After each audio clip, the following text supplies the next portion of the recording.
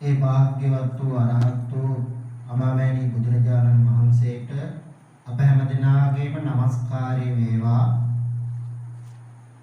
සමස්ත ශ්‍රී ලාංකීය බෞද්ධ දහම් පාසල් දුවදරුවනි, මේ අවස්ථාවේ ඉඳන් අපි සූදානම් වෙන්නේ මේ අභිධර්මයේ පිළිබඳව පෙළ පොත්වල 7, 8, 9, 10 සහ 11 අවසාන ශ්‍රේණියේ දහම් පාසල් යන මේ ශ්‍රේණි වලට අදාළ පෙළ පොතේ දක්වලා තිබෙන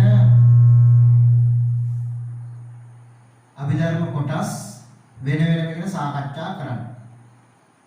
එතකොට මූලිකවම ඔබ යොමු කරපු ප්‍රශ්නේ තමයි අභිධර්මය කියන්නේ මොකක්ද කියලා.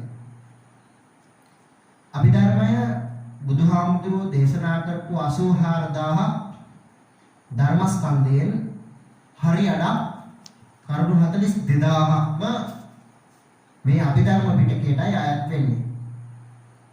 අනිත් කරුණු 42000 සූත්‍ර ඒ වගේම විනය කියන කොටසට අයිති වෙනවා. මේ අභිධර්මයේ විස්තර කෙරෙන්නේ බුදුරජාණන් වහන්සේ විසින් දේශනා කොට වදාළ විද්‍යාත්මක වූ ධර්ම කාරණා.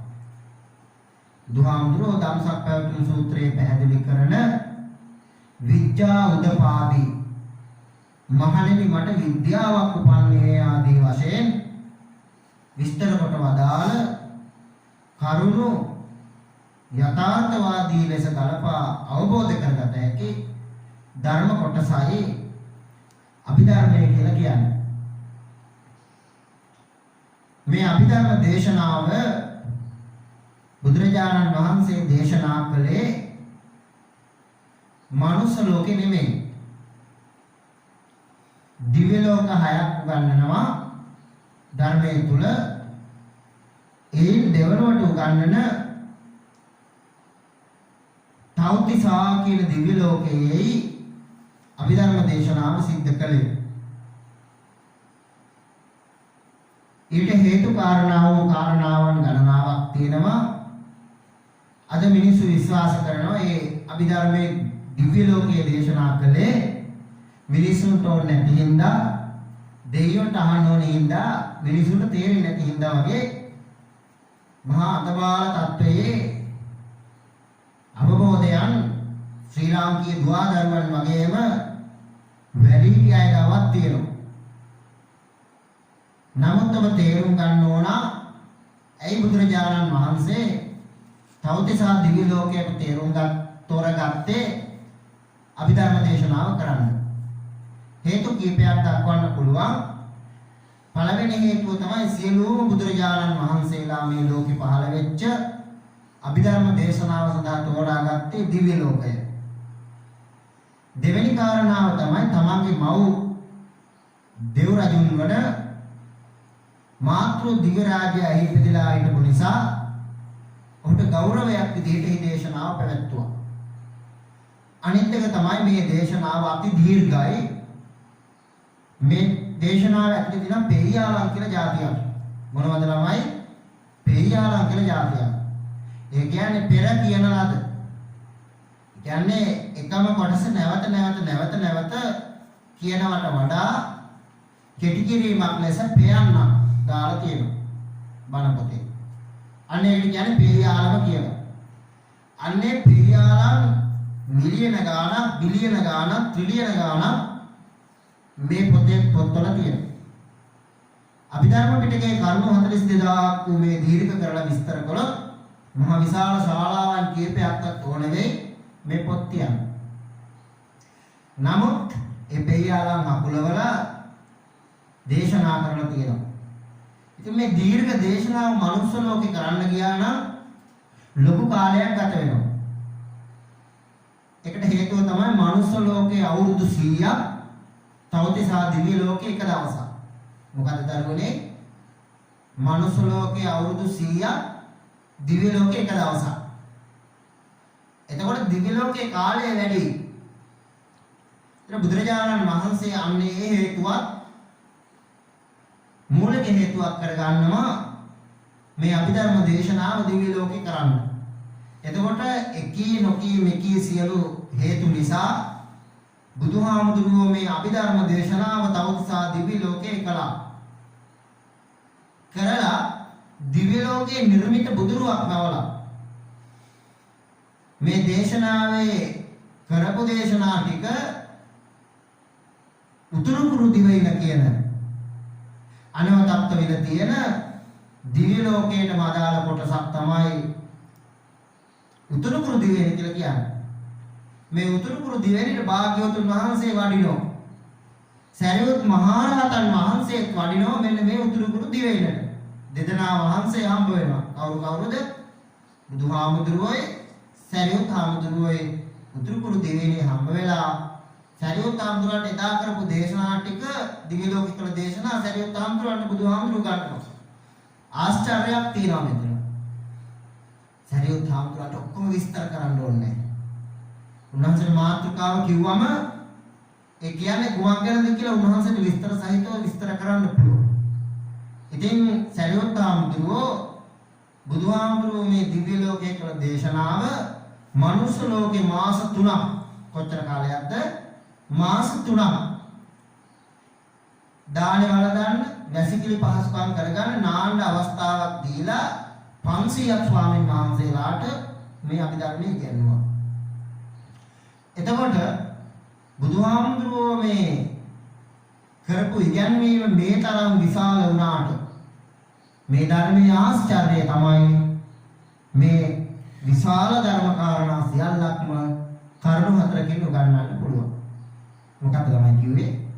42000ක් කරුණු තියෙන, පේයාලම් මිලියන ගාණක් තියෙන, ප්‍රසාරණය කළ ලිංගොත් විශාල ශාලා ප්‍රමාණයක් ඕන වෙන තියන්න මේ ධර්මයේ උගන්වන්න පුළුවන් මොකකින්ද? කරුණු හතරකින්. අන්නේ කරුණු හතර මොකක්ද කියලා අපි බලමු දැන්.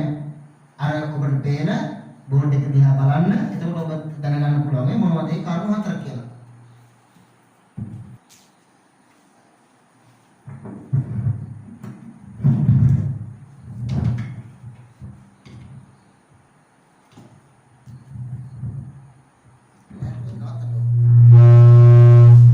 හරි. පළවෙනියෙන්ම චිත්ත. මොකක්ද? චිත්ත දෙක චෛතසික.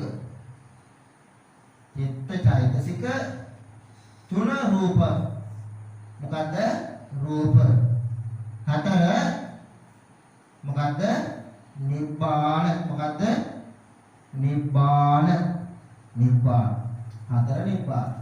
එතකොට කර්ම වශයෙන් චිත්ත කියලා කියන්නේ හිත. මොකද්ද? හිත.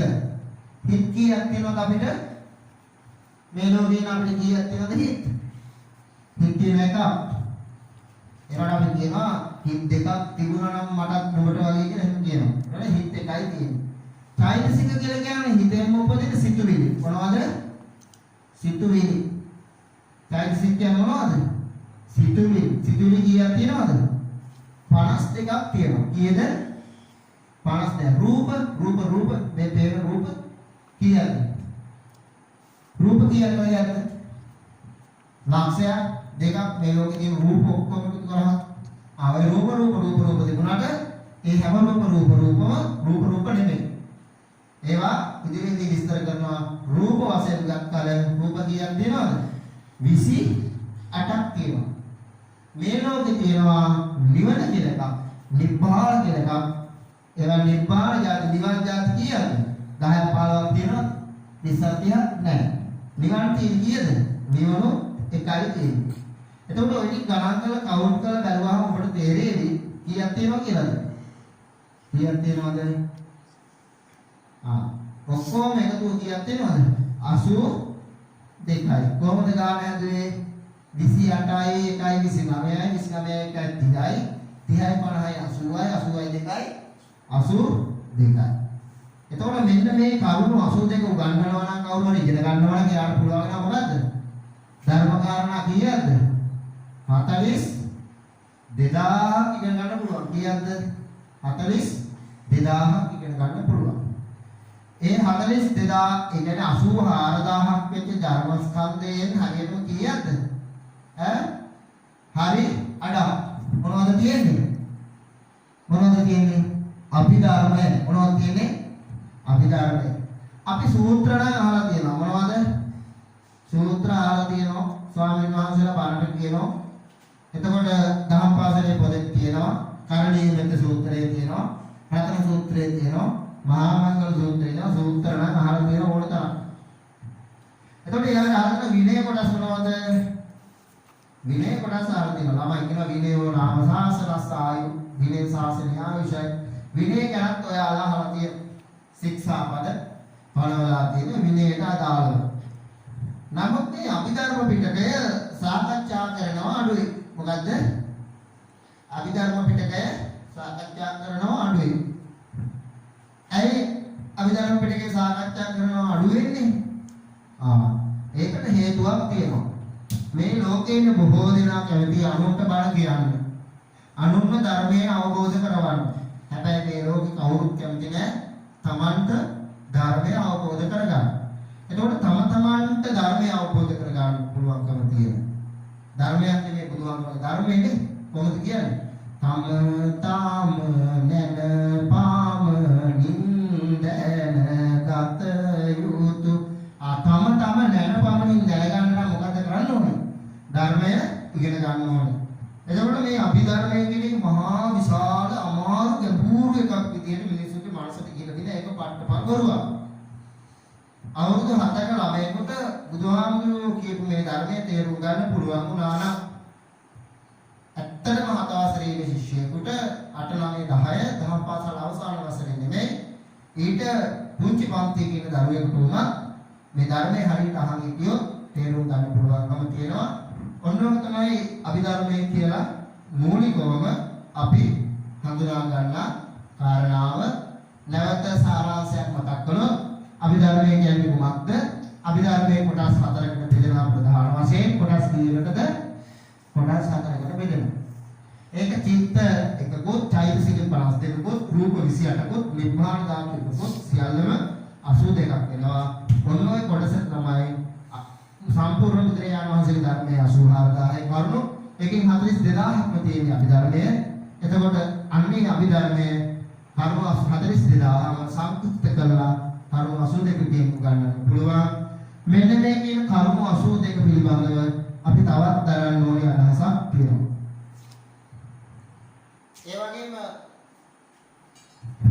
ඒ වගේම විශේෂ කරුණ තමයි මේ කරුණු 82කට තවනම් ගණනාවකින් විස්තර කරන්න පුළුවන්. මේවට කියනවා විශ්ව සත්‍යතා කියන මොනවද? විශ්ව සත්‍යතා මොනවද? සත්‍ය විශ්ව සත්‍යතා. විශ්ව සත්‍යතා universal truth. universal truth. universal truth. ඒ කියන්නේ විශ්ව සත්‍යතා කියන එක ඉංග්‍රීසි භාෂාවෙන් කියනවා. මේකේ විශේෂත්වය තමයි මේ කියන කරුණු 82 කාටවත් මේ ලෝකේ නැහැ කියලා කියන්න බෑ. ඒ වගේම තවදුරටත් මේක කඩලා බෙදලා වෙනස් කරලා පෙන්නන්න පුළුවන් කමකුත් නැහැ. මේක සිංහල බෞද්ධයන් විතරක් කියපෙකුත් නෙමෙයි. සිංහල බෞද්ධයන් කියපෙකුත් නෙමෙයි. බුදුහාමුදුරු බෞද්ධ නෙමෙයි. බුදුහාමුදුරු බෞද්ධ කෙනෙක් නෙමෙයි. බුදුහාමුදුරු බෞද්ධ කෙනෙක් නෙමෙයි. බුදුහාමුදුරු බෞද්ධ කෙනෙක්. බුදුහාමුදුරු බෞද්ධ කෙනෙක් නෙමෙයි. ඒ සම්භවයේම බ්‍රාහ්මණ මූලික වූ සමාජයක බුදුහාමුදුරු ඉපදෙන්නේ. ඒ සමාජයටයි මේක කිව්වේ. හැබැයි සිංහල, දෙමළ, මුස්ලිම්, බර්ගර්, මැලේ, ක්‍රිස්තියානි, නැගෙනහිර, බටහිර, මැද පෙරදිග කියන මේ සියලු ජන වර්ග ජන කොටස් සියලු සත්වයෝන්ටම පොදු වූ න්‍යාම වූ ධර්මතාවය තමයි බුදුහාමුදුරුවෝ අභිධර්මයේ නමින් දේශනා කරන්නේ. මෙතන ඉඳන් අපි මේ පන්ති වලට අදාළ කොටස් අභිධර්මයේ සාකච්ඡා කරනවා. ඔබ සමට තෙරුවන් සරණයි.